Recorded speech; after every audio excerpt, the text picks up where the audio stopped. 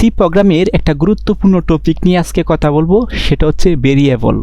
অর্থাৎ এই যে ভেরিয়েবল আছে, এই ভেরিয়েবল সম্পর্কে কিন্তু আপনার একটা ভালো জ্ঞান থাকতে হবে, কারণ এই ভেরিয়েবলকে ব্যবহার করে কিন্তু সি প্রোগ্রামে অনেক কিছু করা হয়ে থাকে।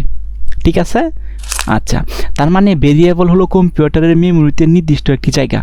আমি আবারও বলতেছি, ভেরিয়েবল মানে হচ্ছে কম্পিউটারের মেমোরিতে নির্দিষ্ট একটি জায়গা, যেখানে কোনো ডাটা, মান, ভ্যালু সংরক্ষণ করা হয় এবং প্রয়োজন অনুসারে তা পরিবর্তন করা হয়।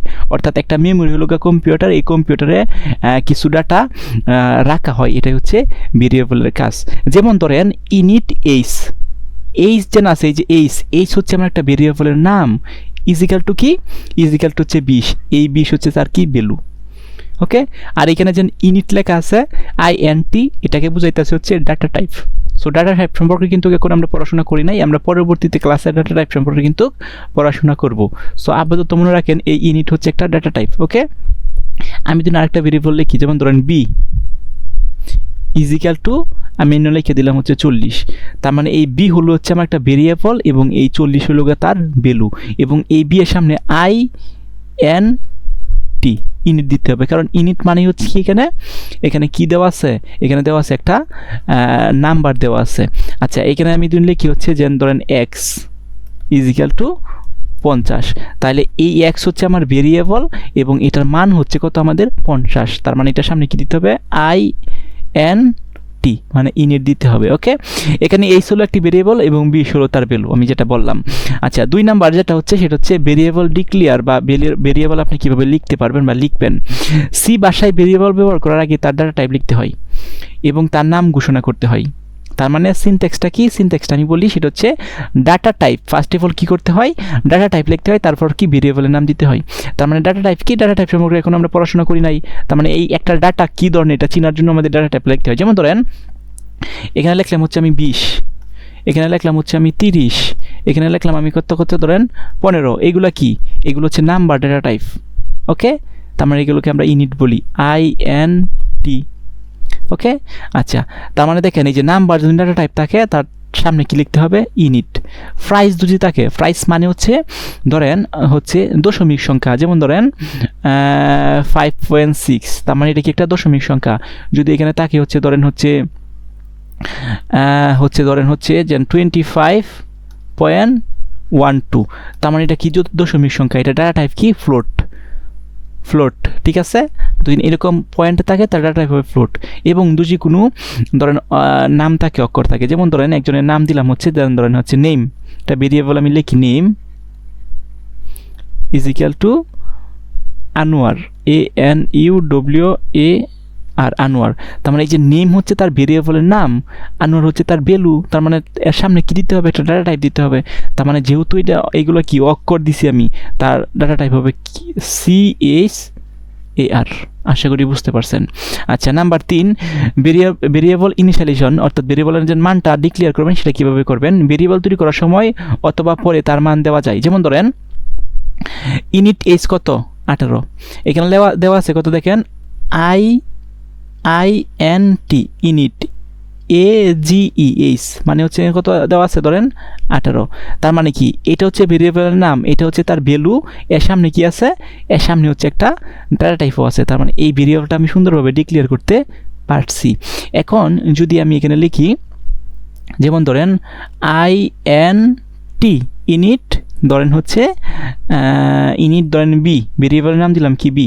তার মানে ভেরিয়েবলের ডাটা টাইপ দিছি, ভেরিয়েবলের নাম দিছি, কিন্তু ইকুয়াল দিয়া আমি ডাটা না দিয়া আমি এই নিচের লাইনেও কিন্তু দিতে পারবো। যেমন ধরেন বি ইজিক্যাল টু কত? বি ইজিক্যাল টু ধরেন হচ্ছে 5।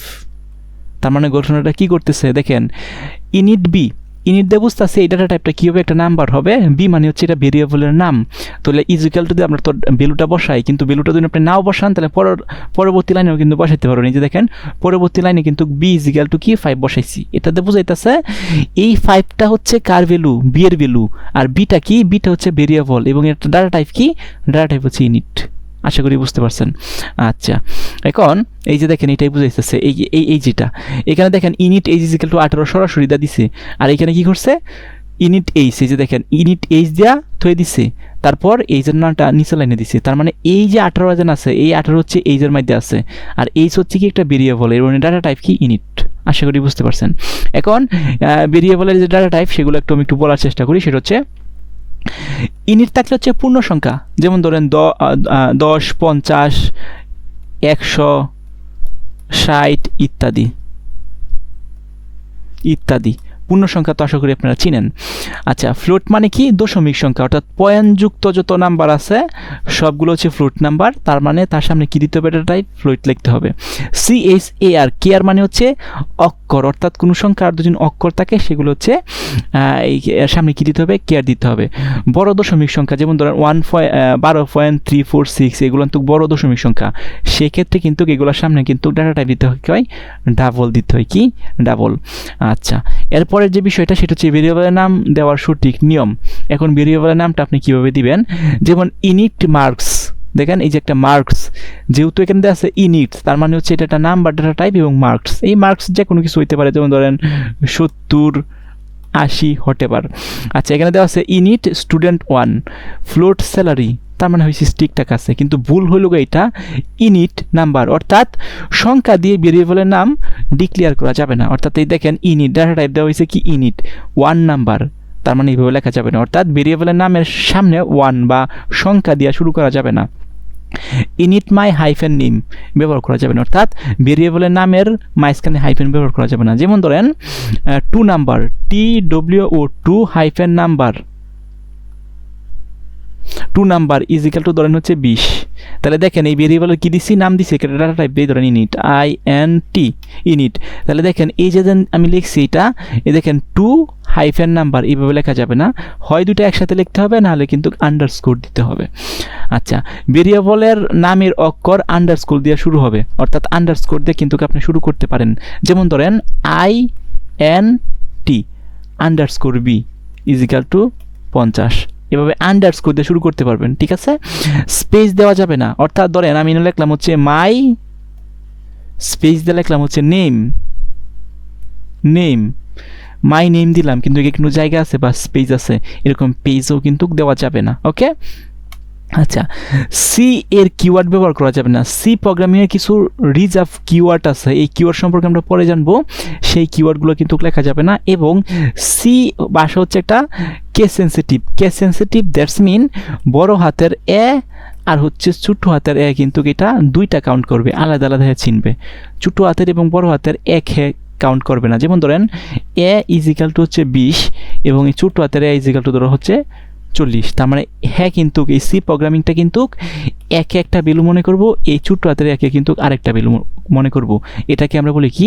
Case sensitive. তো আশা করি বুঝতে পারছেন যে ভেরিয়েবল কি, ভেরিয়েবল কীভাবে লিখতে হয়, ভেরিয়েবল ডিক্লেয়ারের নিয়ম এবং ভেরিয়েবলের যে যাবতীয় বিষয়গুলো আছে সবগুলো আপনারা বুঝতে পারছেন। এরপরে যদি কোনো প্রবলেম থেকে থাকে ডেফিনেটলি আমার এই ভিডিওর কমেন্ট বক্সে কমেন্ট করবেন।